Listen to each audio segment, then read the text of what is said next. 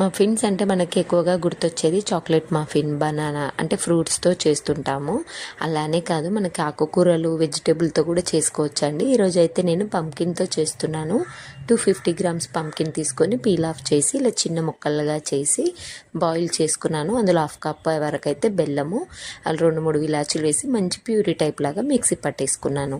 ఇక్కడైతే నేను ఒక 1 కప్ వరకు గోధుమ పిండి, 2 స్పూన్స్ వరకు రాగి ఫ్లోరు, 1 స్పూన్ వరకు ఓట్స్ పౌడర్, ఓన్లీ మీరు రాగి పిండితో లేదంటే వీట్ ఫ్లోర్తో కూడా చేసుకోవచ్చు. నేనైతే 3 కాంబినేషన్తో చేశాను, బాగుంటుంది టేస్ట్ అనేసి. ఈ విధంగా మంచిగా మిక్స్ చేసుకోండి. కొన్ని చాక్లెట్స్ అలా వేసినట్టుగా వేసాను.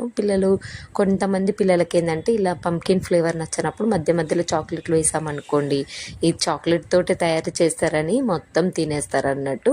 ఈ విధంగా మఫిన్కి మంచిగా మనము మౌల్స్కి ఆయిల్ రాసి ఒక 25 నుంచి 30 మినిట్స్ వాటర్లో పెట్టేసి తీసి